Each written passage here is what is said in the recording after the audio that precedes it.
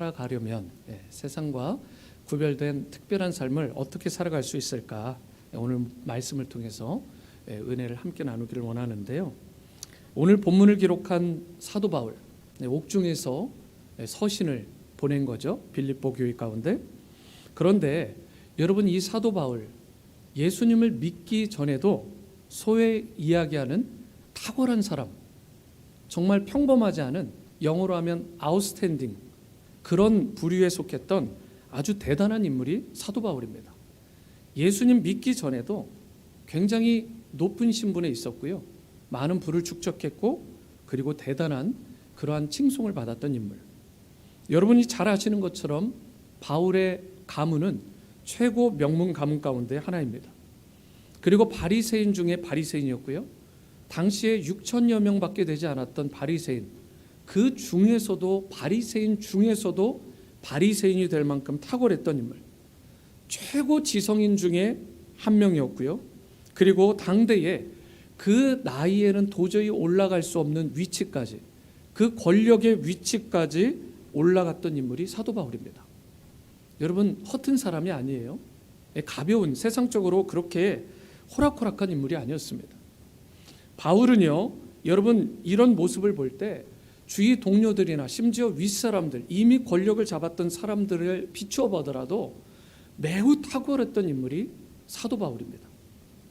그렇지만 여러분, 우리 중 가운데 사도 바울의 이런 모습, 소위 얘기하는 권력을 가졌다, 부가 많았다, 집안이 좋았다, 그리고 세상에 자랑거리가 많았다, 이런 세상적인 일종의 탁월함 때문에 야, 감동이 된다, 나도 사도 바울처럼 되고 싶어, 그렇게 말하는, 그렇게 감동받는 크리스찬들이 있나요? 여러분, 그렇지 않잖아요. 사도 바울의 특별함, 사도 바울이 정말 우리의 많은 사람들의 존경을 받는다라는 것은 오히려 사실은 그와는 정반대되는 모습 때문에 사람이 감동하고 그 사람들을 칭송하는 것입니다. 사도 바울을 칭송하는 거예요. 여러분, 먼저 짧게 보면 이 모든 세상 권세들, 모든 부귀, 모든 영화, 세상의 모든 자랑거리들을 다 가졌던 인물인데도 사도 바울이 뭐예요? 그것을 다 버렸다는 것입니다. 그것을 다 버려버리고 그것을 다 털어버린 그 자체가 특별하다는 거죠. 여러분, 그토록 수많은 사람들이 갖고자 했던 권력, 부, 명예, 사람들이 일평생 자기의 모든 것을 쏟아부어서 그것을 갖고자 하는 그런 소유들이나 자랑거리들을 사도 바울은요, 배설물과 같이 여겼다라고 말을 합니다. 이 모습이 일반 사람들과는 다른 그의 탁월함을 보여주는 것입니다. 그리고 여러분, 그것을 버렸을 뿐만 아닙니다. 사도 바울이 그 다음에 선택한 길이 있어요. 그것은 바로 복음의 길, 곧 십자가의 길입니다. 그가 그 당시에 복음의 길, 십자가의 길을 선택했다라는 것은 한마디로 모든 주권과 자신이 가진 모든 것들을 다 내려놓고 가장 위험한 길을 선택했다는 것을 의미해요. 여러분, 웬만한 사람들은 어떻게든 편안한 길 가려고 하잖아요.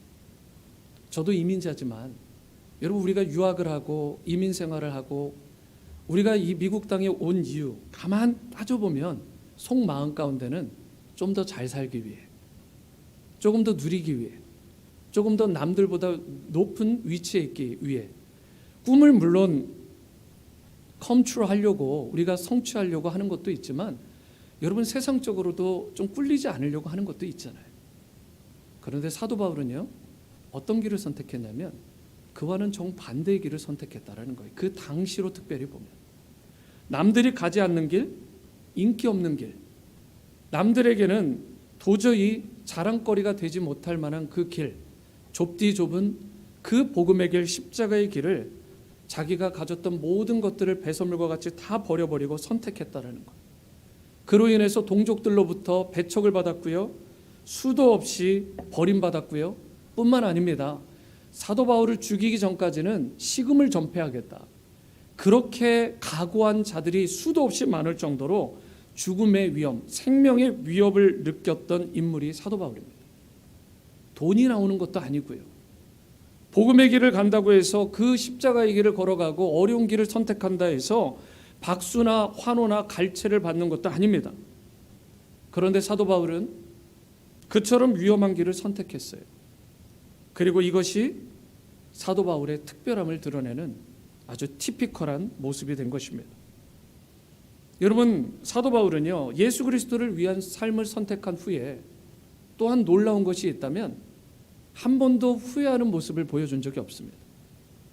여러분, 성도들이라면, 우리 크리스찬들이라면 한 번씩은 겪어봄직한, 내가 예수님 믿었는데 더 잘 돼야 되잖아요. 물질적으로도 잘 되고, 예수님 믿고 나니까 학위적으로도 잘 되고, 집안도 펴는 것 같고, 만남의 축복도 있게 되고, 남들한테 박수갈채도 받고, 인기도 좀 얻는 것 같고, 예수 믿고 나면 뭔가 잘 풀려야 되는데 그렇지 않을 때 당황스러운 적 없으셨어요? 내가 왜 굳이 예수님 믿어가지고, 내가 왜 이 길에 발을 디뎌가지고, 소위 십자가의 길, 복음의 길, 예수 믿는 이 좁디 좁은 길을 선택해가지고 친구 관계 다 떨어지고, 세상이 좋다라는 것들 내가 다 멀리해야 되고, 사람들의 박수갈채는커녕 요즘 보니까 교회가 욕을 먹고 성도가 욕을 먹고 손가락질을 받고, 예전 같으면 프로모션에 도움이 됐을지 모르지만 요즘은 승진하고 프로모션 하는데 오히려 사업하는데 도움도 되지 않는, 예수 믿는다라는 이것을 내가 굳이 유지해야 되나? 여러분, 그런데 사도 바울은 어땠다고요? 그의 탁월함, 그의 특별함은 여러분, 그가 예수님을 믿고 나서 단 한 번도 후회한 기색도, 그리고 후회한 적도 없다라는 것입니다. 결코 뒤를 돌아본 적이 없어요. 여러분, 이 사도 바울의 특별함, 그것이 바로 저와 여러분들, 세상이 흉내 낼 수도 없고 따라올 수도 없는 이 세상과 구별된 특별함이 바로 사도 바울이 보여줬던 특별함이고, 저와 여러분들에게 있어서 추구해야 될 특별함이 바로 이 사도 바울의 특별함이라는 것입니다. 여러분, 오늘 여러분과 제가 이와 같은 삶을 추구할 때 하나님의 영광을 받으시는 거예요.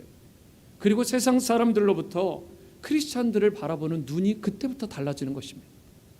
세상 사람들이 추구하는 수준에서 머무르면 그 기대하고 바라고 움켜쥐려고 하는 정도로 움켜쥐고 바라보고 그걸 향해 달려가는 정도로 만족하면 세상 사람들 결코 감동하지 않습니다. 우리랑 똑같네. 여러분, 우리가 어떻게 하면 이 사도 바울처럼 세상과 구별된 특별한 삶을 살아갈 수 있을까?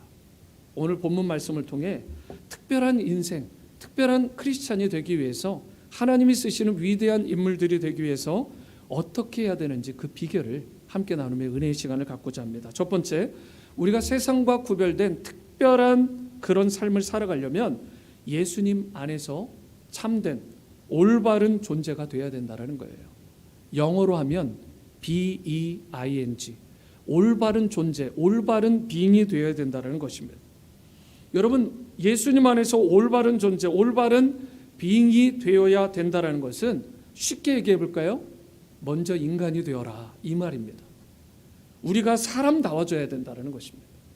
그런데 세상 사람들이 말하는 세상 수준의 사람이 아니라 하나님의 형상대로 지으심을 받은 그 본질, 그 인격을, 성품을 저와 여러분들이 소유하고 바로 인간다움을 회복할 수 있어야 된다는 것이죠.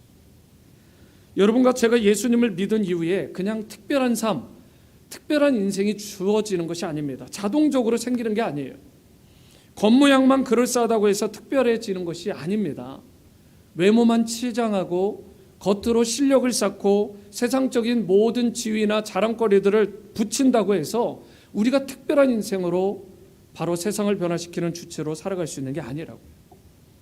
세상 사람들이 갈망하고 추구하고자 하는 그런 인격적인 열매, 성숙한 성품들이 있을 때 저와 여러분들의 삶이 특별해질 수 있는 것입니다. 8절을 보십시오.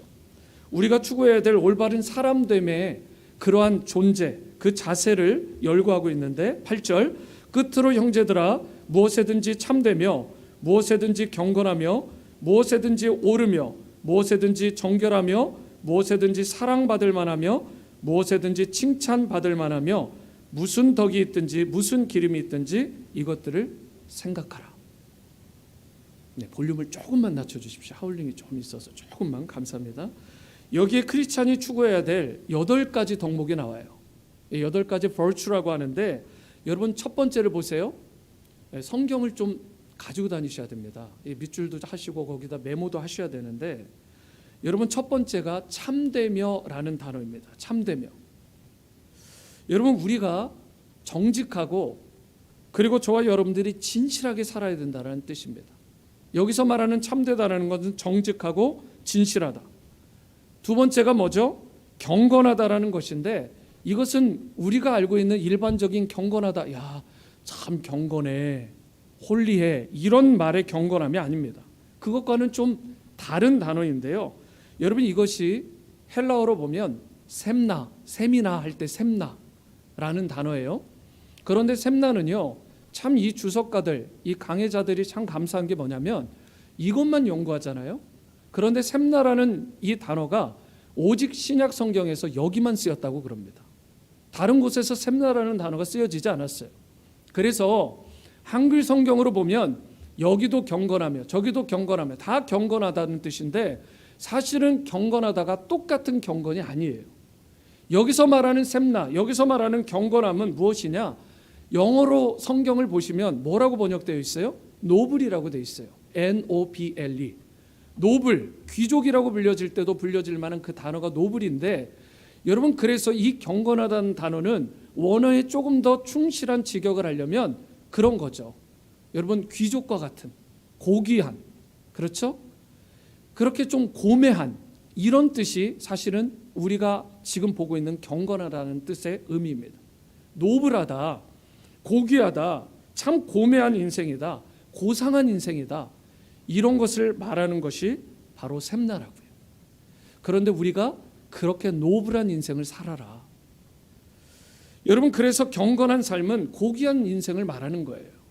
좀 가치 있고 좀 고귀한 인생을 살아라. 세 번째가 오르며 바르며 그리고 네 번째가 정결해야 된다. 깨끗해라. 다섯 번째 사랑받을 만하며 영어로 보시면 lovely 이렇게 돼 있어요. 사랑받을 만해라. 남자든 여자든 상관없는 단어입니다. 모든 믿는 자들은 다른 사람들, 세상 사람들로부터 사랑받을 만해야 돼요. 여러분 그래서 저와 여러분들이 이러한 부분들이 자연스럽게 연결되는 게 여섯 번째인데 칭찬받을 만하며 제가 텍사스에서 댈러스에서 사역을 할 때 그 교회 담임을 하시던 분 참 그 교회가 건강한 교회입니다. 지금도 성장하고 있고 훌륭한 교회인데 이분이 사역자, 이 평신도 사역자라고 하죠. 오데인드 디콘을 뽑을 때에 어떻게 하시냐면 지역에 있는 네이버들과 인터뷰를 합니다. 놀랍지 않으세요? 네이버들한테 어떤 평가를 받는지, 칭찬을 받고 있는지, 사랑스러움을 받고 있는지, 아니면 겉과 속이 다른지. 참 저는 특이한 케이스를 봤어요. 교회 안에서만 평가하지 않고요, 세상에서 평가를 하더라고요. 저는 그런데 거기서도 우리가 좀 생각해 봐야 될 오늘 이 8가지 virtue에 보면 믿는 사람들 사이에서만 그런 것이 아니라 세상 사람들에게 lovely, 그리고 세상 사람들에게 어떻게 해요? 박수받고 칭찬받을. 그래서 7번째가 뭐예요? 덕스럽게 좀 덕을 세워라. 그래서 여러분 관용이 어떠한 정의보다 낫다라는 말 기억하시죠? 우리가 조금 덕을 세우려면 우리가 다른 사람을 품고 다른 사람들에게 관용하고 좀 용서도 하고 그렇게 해서 덕을 세워가는 것들이 필요하죠. 도덕적인 탁월함도 우리가 필요한데요. 그 가운데 동시에 덕스럽다라는 것은 모든 것들을 좀 관용하고 품어주는 것도 동시에 들어가는 내용입니다. 그러면서 8번째가 뭐냐? 마지막으로 영어로 보니까 praiseworthy라고 되어 있습니다. 박수갈채를 받을 만한, 칭찬을 받을 만한. 여러분 모든 사람들이, 주위 사람들이 본받고 싶어하는 인물, 저 정도 크리스찬이라면 나도 크리스찬이 되고 싶다. 여러분 이 8가지가 그리스도인의 자질이래요. 그런데 잘 생각해 보면 이 8가지 중에 저와 여러분들이 제대로 인정받고 제대로 나에게 있는 virtue라고 말할 수 있는 그런 부분들이 몇 개나 되는지 저를 포함해 여러분들이 잘 비춰보면 우리가 크리스찬답게 그리스도인답게 세상의 빛과 소금의 역할을 감당하며 살아간다라는 게 생각보다 쉽지 않구나. 여러분 이것을 인정할 수밖에 없는 거예요. 이게 쉬운 것이 아닙니다.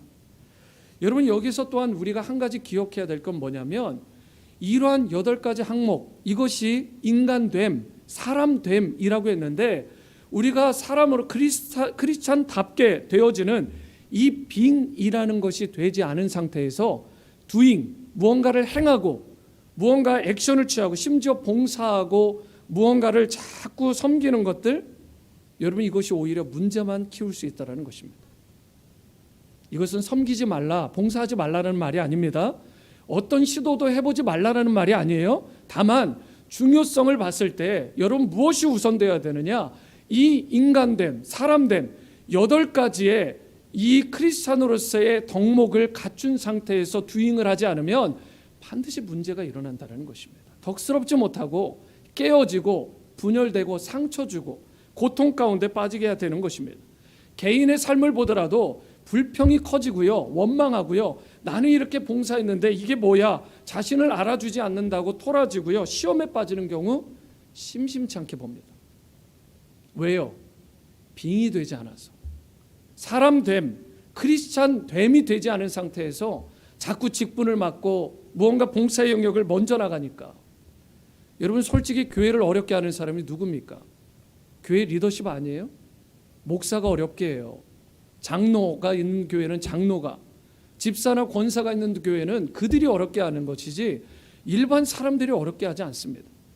열심을 낸다라고 하는 사람들, 그런데 문제는 이 빙에 대한 8가지 덕목을 제대로 갖추지 않은 상태에서 사람의 인기로 투표해가지고 리더십에 올라가니까, 그리고 목사가 되고 장로가 되고 집사가 되고 권사가 돼서 교회 평신도 리더가, 그리고 교회 직분자가 되고 나니까 교회가 그 가운데 어려워지고 깨어지는 것입니다. 여러분 이건 제가 하는 말이 아니에요. 이거 가지고 논문 쓴 사람들이 한둘이 아닙니다. 교회는요, 여러분 이 부분들이 건강하게 돼야 돼요. 빙에 대한 부분, 예수님 닮은 성품과 인격을 소유하는 것이 저와 여러분들에게 가장 필수적인 요소입니다. 그렇지 않으면 조만간에 탈진하고요, 조만간에 일하다가 쓰러지고 마는 것입니다. 그러므로 사랑하는 성도 여러분, 우리가 교회 안의 삶이든 교회 밖의 삶이든 정말 풍성하고 하나님 앞에서 영광될 만한 그런 인생을 살아가려면 내 안에 있는 속사람을 먼저 가꾸어야 됩니다.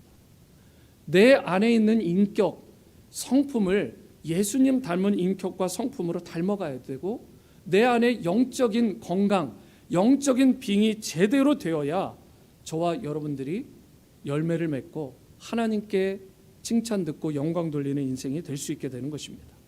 사실 여러분과 저 몇 번 제가 강조를 했지만 우리 안에 선한 것이 없습니다.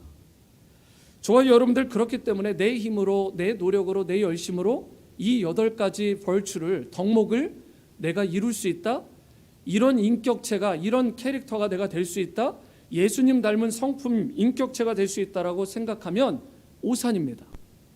저와 여러분들은 선한 것이 내 안에 있지 않기 때문에 여러분 성령님의 도우심이 필요한 거예요. 성령의 도우심을 따라서 날마다 성령 안에서 나를 돌아봐야 돼요. 성령의 도우심과 인도하심을 따라서 혹시라도 삐뚤어지고 깨어지고 망가진 모난 부분이 있다면 하나님의 말씀과 성령의 만져주심을 통해서 그 모난 부분으로 정으로 쪼개듯 쪼아대듯 그 부분을 다듬고 깎아내고 하나씩 하나씩 조금씩 변화시켜 가야 되는 것입니다. 여러분, 저와 여러분들 우리도 모르는 사이에 그렇게 되면 예수님 닮은 성품이 어느 순간 이루어져 있게 되는 것입니다. 제가 이렇게 설교하면 이렇게 반문하는 분이 행여 있을지도 모르겠습니다. 예수님 얘기 들으려고, 복음 얘기 들으려고 왔더니 목사님이 자꾸 도덕적인 얘기만 하는 것 같다. 여러분 너무 도덕적인 설교가 아니냐 반문하시는 분이 있을지 모르지만, 이런 도덕적인 행위가 아니라 뭐 은혜에 있다 이렇게 말씀을 하는데, 지금 이야기하는 것은 이 서신서 자체가 이미 예수님을 믿는 사람들에게 보내진 것입니다. 빌립보 성도들에게, 이미 예수님을 믿고 구원받은 하나님의 백성들에게 이 메시지가 간 거예요. 예수님을 믿고 구원받은 것은 베이스입니다. 기본이에요. 그 다음에 성장을 멈추지 말고 계속해서 인격적인 예수님 닮은 성품을 이루어가라는 뜻이죠. 여러분, 우리가 물론 하나님께서 저와 여러분들을 구원하실 때, 죄를 사해 주실 때 보면 우리가 죄투성이었는데, 우리가 용서받지 못할 죄인이었는데도 불구하고 그대로 받아주시잖아요. 그래서 찬송가 가운데 214장 내 모습 이대로 주 받아주소서, 여러분 그 부분만 생각하면 너무 감동되지 않아요? 내 모습 이대로 주 받아주소서. 여러분, 우리가 어떻게 하나님 앞에 우리 모습 그대로 나가겠습니까? 주님께서 우리를 은혜로 받아주시니까, 깨어졌는데 죄투성이신데 실수투성인데도 불구하고 우리를 있는 모습 그대로 받아주시는 그 하나님의 사랑 때문에 우리가 있는 모습 그대로 주님 앞에 나갈 수 있게 되는 것이죠. 그래서 내 모습 이대로 주 받아달라는 이 찬양을 참 사랑하시잖아요. 참 즐겨 부르죠, 우리가. 여러분, 그런데 우리가 예수님을 믿은 이후에도 계속해서 죄된 모습, 전혀 변화를 시도하지 않고 계속해서 그 죄성을 가지고 있는 것을, 뭐 내가 예수님 믿었는데 뭐, 나 이미 구원받은 하나님의 백성인데 뭐, 그럼 됐지? 라고 하면서 이 죄성에 대해서, 인격의 성장이나 성숙에 대해서 전혀 시도하지 않는다면 어떻게 될까요? 하나님을 여러분 기쁘시게 할까요? 그게 하나님께 영광이 될까요? 어린아이가 있어요. 막 태어났습니다. 우유를 먹이잖아요. 그런데 이 아이가 이제 타들러가 돼가지고 막 기어다닙니다. 그러면 밥상머리에도 올라오고 막 책꽂이 막 엎어놓고, 그리고 막 메스업을 시켜놓잖아요. 그런데요, 그때는 어때요? 그래도 귀엽잖아요. 야, 얘가 걷네. 야, 얘가 막 일어서네 잡고, 막 메스업을 해도 너무 귀여워요. 특히 자기 자식이면 더 귀엽죠. 여러분, 그런데 이 아이가 10살이 되었어요. 15살이 되었어요. 그런데 여전히 밥상머리에 막 올라가가지고 밥 먹고 있는데, 그리고 막 메스업하고 정리전돈 일치하지 않고, 디서플린이라고는 전혀 되지 않고, 그렇게 어린아이, 인펀트와 타들러의 모습을 그대로 보이는 그런 자녀로 계속해서 멈추어 있다면 여러분 어떻게 될 것 같으세요? 마음이 어떠실 것 같으세요? 여러분 찢어지지 않으시겠어요? 마음이 아프지 않으시겠어요? 여러분, 우리가 예수님을 믿고 나서 예수님 안에서 은혜로 거듭나는 거 맞습니다. 철저하게 예수님은, 우리가 진정으로 하나님께서 우리를 은혜로 받아주셨죠. 구원받는 거예요. 하지만 구원받은 이후에 참된 크리스찬이 된다면 그때부터 저와 여러분들이 해야 될 것은 계속적인 영적 성장, 인격의 성숙을 이루어 가야 된다는 것입니다. 여러분, 계속 자라가야 돼요. 변화되고 성숙해 가야 되는 것입니다. 그래서 제가 가장 겁나는 분 중에 하나가 누구시냐면, 제가 목사님 30년 전에 제자훈련 다 받았어요. 20년 전에 제가 부흥회에서, 수련회에서, 기도원에서 불 받은 사람이에요. 제가 어떤 인물인데 일체 말씀의 자리에 오지 않습니다. 일체 기도의 자리에 오지 않습니다. 전도 봉사요? 하지 않더라고요. 왜요? 30년 전에, 20년 전에 다 했으니까. 여러분, 그런데 얼마나 겁나는지 몰라요. 여러분, 그것은 멈추는 신앙이 아니라 이미 퇴보한 것입니다. 뒤로 백슬라이딩을 한 거예요. 여러분, 성경에서는 단 한 번도 성장을 멈추어라, 여러분 찾아서 저한테 보여주세요. 그런 말이 없습니다. 영적 성장을 뒷걸음질 쳐라, 그런 말 없습니다. 상황이 어떻든 환경이 어떻든 내가 이해해, 네가 백슬라이딩하고 멈춰있는 거 내가 이해한다라고 말한 적이 없다고요. 어떤 상황에서도, 코로나의 위기라도, 전염병의 사태에서도 영적인 성장을 계속 이루어가라, 앞을 향해 믿음의 진보를 진보를 이루어가라 라고 말씀하시는 것입니다. 여러분, 예수님 닮은 성품을 계속해서 만들어가는 것이지, 예전에 20년 전에 10년 전에 예수님 성품 한번 이루었다고 멈춰버리면 어떻게 되겠어요? 하나님을 전혀 기쁘게 하지 못합니다. 저와 여러분들, 우리가 오랫동안 신앙생활을 했는데 10년 동안 교회 생활하고 5년 동안 교회 생활했는데 인격의 변화나 성숙이 전혀 없다. 사람들이 봤을 때 이 사람은 변화됐다라고 그렇게 평가받을 만한 것이 없다라고 하면 문제가 있는 거죠. 목사라는 직분, 집사라는 직분, 그리스도인이라는 타이틀은 엄연히 있는데 삶의 열매가 없어서 세상 사람들에게 끼칠 선한 영향력의 부분이 전혀 없다. 여러분, 그거는 무언가 잘못돼도 크게 잘못된 것입니다. 사랑하는 성도 여러분, 우리 그리스도인은 세상에 감동을 주고 그리고 세상에 감동을 주는 성도와 교회로 계속해서 성장해 가야 되는 것입니다. 어떤 짜장면집에 실제로 자기의 모토, 이 슬로건으로 내세운 게 그거잖아요. 고객 만족을 넘어 고객 감동으로, 고객 감동을 넘어 고객 졸도로. 여러분, 고객을 졸도하는 데까지 서비스하겠다라는 거예요. 세상에 짜장면 한 그릇을 팔아도요, 여러분 이런 마음으로 살아가요. 세상 사람들이 고객을 졸도하는 퀄리티로 살아가겠다라는 것입니다. 그런데 우리는 예수 믿는 사람들이잖아요. 그리스도인이잖아요. 그런데 어떤 목표도 없이 세상 사람들을 감동시키고 만족시키려고 하지 않고 세상 사람들을 졸도시키려고 하지 않고 여러분 영적 성장을 멈춘다면 여러분 그것은 무언가 잘못된 것입니다. 그러므로 저와 여러분들이 무언가를 하기 전에 성령 안에서 한 단계 한 단계 인격의 성장과 성숙을 이루어 가시고 그러할 때 성령의 열매를 풍성하게 삶에서 맺어가는 여러분 되시기를 주님의 이름으로 축원합니다. 두 번째이자 마지막은 세상과 구별된 특별한 삶을 살아가려면 저를 따라해 보시죠. 예수님 안에서 자족할 줄 알아야 합니다. 여러분, 그래야 여러분의 삶이 세상과 구별된 특별한 인생으로 계속해서 쓰임받고 살아갈 수 있게 되는 것입니다. 11절 말씀입니다. 내가 궁핍함으로 말하는 것이 아니니라 어떠한 형편에든지 나는 자족하기를 배웠다. 영어로 보니까 컨텐트라고 쓰였어요. 그래서 사전적인 의미를 찾아봤습니다. 번역을 해보면 이런 뜻이에요. 스스로 넉넉함을 느끼는 것, 스스로 만족함을 느끼는 것.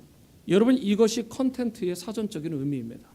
만족함을 느끼는 것, 내가 풍성함을 느끼는 것, 내가 넉넉하게 있다라고 스스로 생각하는 것입니다. 여러분, 이것은 외부의 조건이나 상황이 상관이 없는 거예요. 주어진 삶 그 자체를 감사하고 만족하고 그로 인해서 행복해하는 거예요. 코로나가 오면 오는 대로 이 안에서 즐길 줄 알고 위드 코로나와 함께하는 시대를 살아가야 됩니다.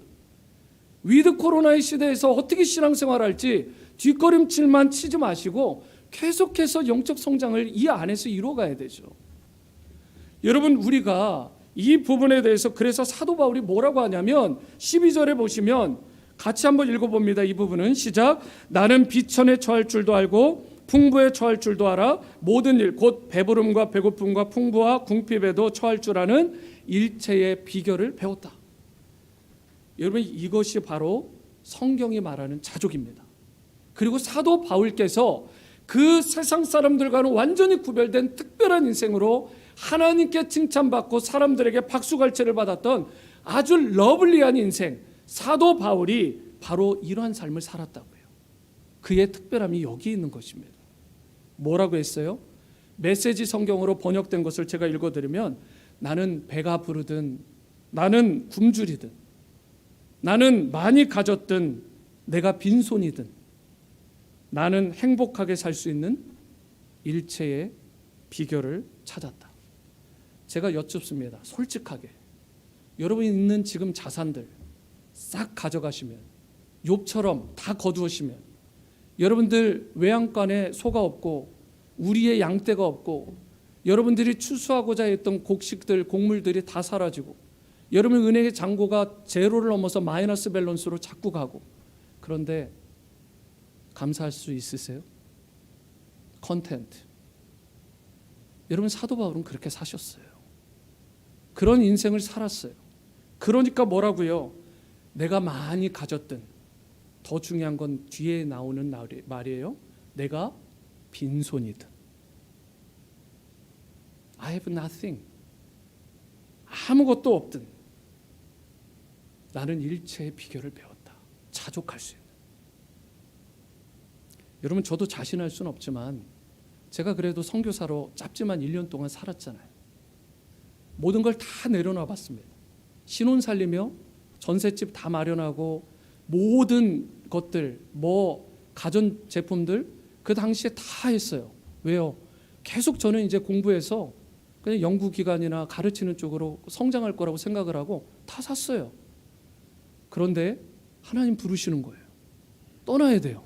나중에 보니까 다 누구 주고 그렇게 하고 나니까 가방 딱 이민 가방 하나씩 딱 남더라고요. 다 버려봤어요.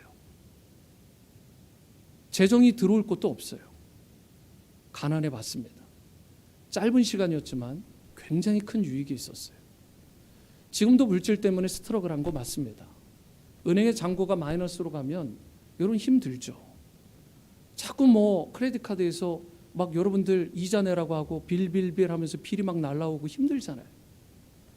여러분 그런데 지금 사도 바울이 이야기하는 건 내가 빈손이든 내가 많이 가졌든 지금 그 고백을 하고 있잖아요. 여러분 내가 궁핍하든 내가 부요하든 내가 어떤 상황에서도 배부르든 배고프든 일체의 비결을 배웠다. 짧게 말씀을 드릴게요. 여러분 어제 눈이 왔습니다. 저는 개인적으로 눈을 좋아하기도 하지만 눈이 오면 참 마음이 좋아요. 세상이 하얀해지니까. 제가 여름을 그렇다고 싫어하느냐? 여름 좋아합니다. 그리고 가장 좋아하는 계절 중에 하나는 봄과 가을이에요. 무슨 말이에요? 날씨의 영향을 받지 않습니다. 그렇게 살기로 작정했습니다. 다 좋아하자, 다 즐기자. 어제 밤 늦게 사역 준비 다 끝내고 말씀 준비 이제 거의 마무리하고 제일 늦게 이제 가니까 문단속 다 하고 온도 조절 다 하고 이 앞에다가 소금 뿌려가지고 여름 미끄러지지 않게 다 해놓고 그리고 나서 차를 타고 가는데 눈이 와 있잖아요. 미끄러졌어요. 그런데 가장 중요한 건 왜 미끄러졌냐? 앞에 스탑 사인을 봤던 차가 갑자기 끼어들었어요. 밤 11시가 넘어서. 브레이크를 밟았습니다. 끊어 밟는 걸 아니까 밟았는데도 뺑 돌더라고요. 그래서 올라가다가 턱을 치고 섰어요. 그런데 웬만한 분들 제가 여쭙습니다. 그때 어떤 반응을 보이시나요? 영어로 A와 C를 말하지 않으세요? 여러분 그러면 안 돼요. 언어가 바뀌고 생각이 바뀌어야 됩니다. 일체 그런 게 나오질 않아요. 하나님 감사합니다. 이렇게 나와야 정상이죠. 여러분 구원해 주셨잖아요. 사고 나지 않았잖아요. 여러분 사고가 나도 감사해야 되는데 이 정도로 멈춰서 감사해야 될 판에 여러분 그때 이상한 언어를 쓰고 이상한 생각을 한다면 불평한다면 잘못된 거죠. 자족할 줄 아는 인생은 어떤 상황에서도 감사한 것입니다. 여러분 저는 지난 교회에서 섬길 때요. 거기는 비가 많이 와요. 산호세. 이 겨울만 되면 우기인데 이 텐트 쪽에 보니까 물이 막 가득 차요.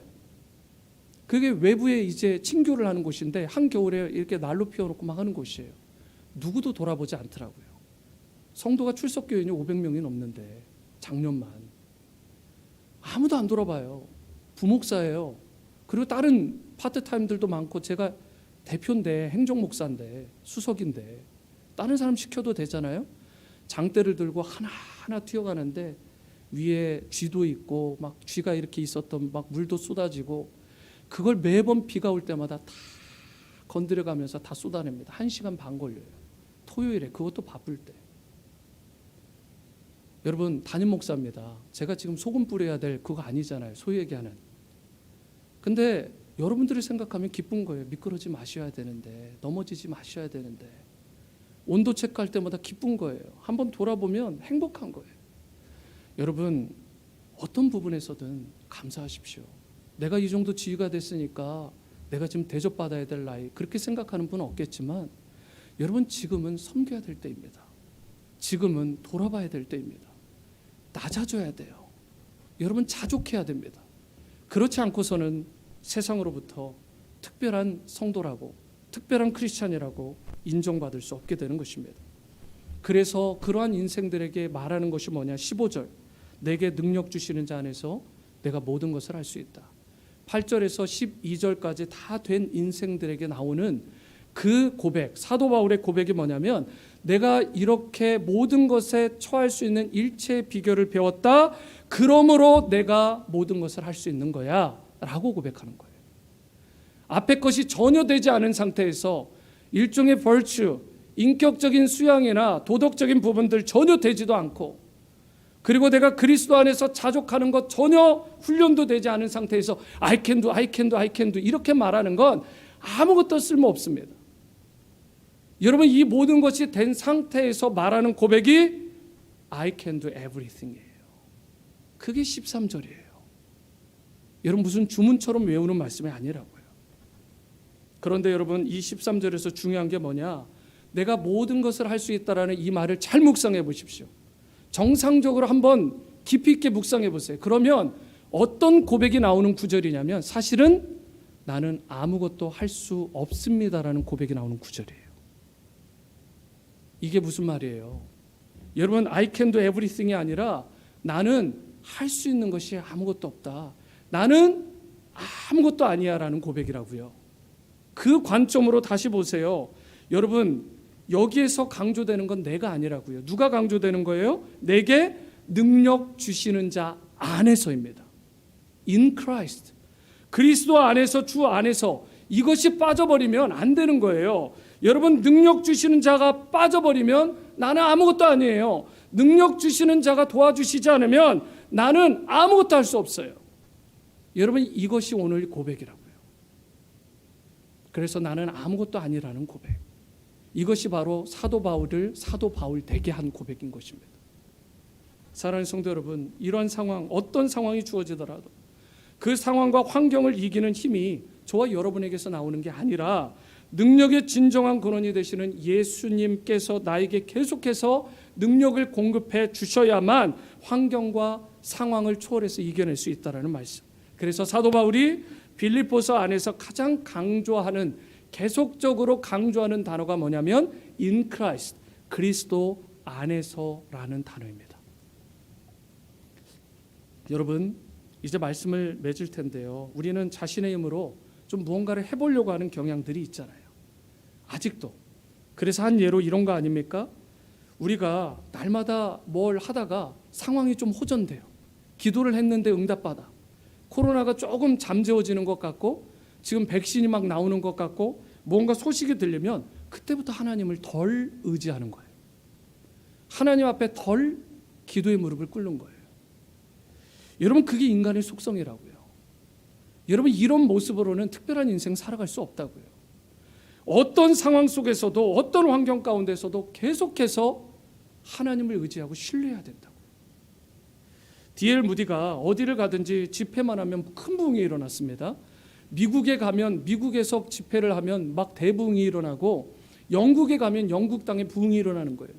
그러자 이 상황을 보던 한 사람이, 한 목회자가, 참 목회자들도 질투하는 사람이 많아요. 질투를 하는 거예요. 그러면서 하는 얘기가 무디가 성령을 전세냈나? 이렇게 얘기를 하는 거예요. 자꾸 무디가 가는 곳마다 이 성령의 역사가 일어나고 부흥의 불이 붙는데 우리는 왜 일어나지 않아? 이 무디가 성령을 전세낸 거야? 이렇게 비아냥거리듯이 무디가 듣도록 이야기한 거예요. 그러니까 무디가 가만 듣고 있다가 이렇게 정중하게 공손하게 이야기를 합니다. 사실은 제가 성령님을 전세낸 게 아닙니다. 성령님이 저를 전세내셨습니다. 성령께서 나를 전세내셨다. 나를 사용하신다. 여러분, 무디가 무디 된 것은 이런 신앙의 고백이 있기 때문에 그래요. 다 이루어지고 무언가가 성취될 때 여러분, 하나님께 영광 돌리시죠? 하나님께 전적으로 감사하시죠? 그리고 하나님 앞에 겸손하시죠? 주님이 도와주시지 않았다면 이 일이 일어날 수 없었습니다. I can do nothing without you. 예수님이 없으셨다면 저는 아무것도 할 수 없었습니다. 우리가 아무리 연약해도 성령에 사로잡히기만 하면 여러분, 성령의 권세가 일어납니다. 아무리 미약하고 연약해도요, 저와 여러분들이 성령께서 도와주시면 언어가 특출나지 않아도 그 말을 통해서 많은 사람들이 예수님 앞에 돌아오게 되고 성령의 도우심으로 말미암아 부족함이 없는 넘치는 인생으로 회복되게 되고 연약함을 벗고 강건함을 입는 인생이 되게 됩니다. 오늘 권민지 자매님이 찬양했던 Give Thanks라는 찬양 자막을 보니까 거기에 이렇게 돼 있더라고요. Let the poor say I am rich. 영어로 하면 더 느낌이 와닿지 않으세요? 가난한 사람이 고백한다라는 거예요. 오늘 빌립보서 딱 이 말씀입니다. 나는 부유하다. 나는 만족스럽다. 나는 자족한다. 여러분, 주님 안에서 우리가 살아가게 되면 주어진 상황이나 환경을 탓하지 않게 됩니다. 그러므로 여러분 좌절하지 마시고 어떤 상황에서도 흔들리지 마시고 절망 가운데서도 주님이 일으켜 주시는 선한 능력으로 다시 회복되시기를 바랍니다. 여러분, 이번에 코로나 상황을 하면서 한 1주, 2주 정도 다쳤는데 대부분은 괜찮으신 것 같아요. 행여나 몇 분이 흔들리실까 봐 제가 말씀을 드립니다. 여러분, 물컵이 있는데 긍정적으로 보는 사람 하도 들어서 아시잖아요. 긍정적인 사람은 갈증이 나는데 물이 반절 이상 남았구나. 그런데 부정적인 사람은 반절도 안 남았네. 그런다잖아요. 너무나 잘하는 말씀. 그런데 왜 우리 삶에는 실천을 안 해요? 우리가 이번 사태를 통과하면서 역시 하나님께서 우리를 도와주시니까 패스오버, 악한 것들이 다 넘어가는구나. 전염병도 넘어갈 수 있구나. 출애굽기의 말씀이 우리의 말씀인데, 내 말씀인데, 여러분 조금 위기만 오면 막 흔들리고 담대함이 깨어지고 절망하고 그러지 않으세요 혹시나? 여러분 긍정적으로 보십시오. 역시 교회 안에서 마스크 쓰고 소셜 디스턴스 치고, 그래서 교회와 또 재직분들이, 교회 리더십들이 이렇게 이야기한 대로 탄한 사람도 확진자가 없구나, 믿을만 하구나, 그러니까 교회 나와야 되겠다, 이 말이 더 긍정적인 거 아닐까요? 사랑하는 성도 여러분, 빌립보서 1장 6절에 뭐라고 말씀하셨냐면, 너희 안에서 착한 일을 시작하시는 이가 그리스도 예수의 날까지 이루실 줄을 확신한다. 여러분, 여러분의 삶 가운데 착한 일을 시작하신 분이 누구세요? 예수님이십니다. 여러분이 아닙니다. 그리고 예수님이 여러분의 인생을 시작하셨을 뿐만 아니라 여러분과 저를 그리스도의 날까지 끝까지 이루어 주신다라고 약속하고 계세요. 우리 온누리 침례교회요, 가장 약한 것 같지만, 세상에서 가장 약한 것 같지만 가장 강력한 공동체라고 믿습니다. 하나님이 쓰시는 가장 강력한 자들이 저는 예수님을 믿는 성도님들이라고 믿습니다. 저와 여러분들 약할 때 강함이 되게 하시는 그 주님 붙드시고요, 언제나 예수님 안에 살아가시고 예수님을 위해 살아가시기 바랍니다. 세상과 구별된 특별한 삶의 비결은 오직 예수 그리스도 안에 있는 것입니다. 그리스도 안에서 자족할 때 그분 안으로, 그분만으로 우리가 자족하고 감사하고 살아갈 때에 여러분을 최고의 인생, 기쁨이 넘치는 인생, 그래서 세상과 구별된 특별한 인생으로 사도 바울처럼 사용하여 주실 것입니다. 이런 위대한 부르심의 인생 다 되어지게 되기를 주님의 이름으로 축원합니다. 이 시간 함께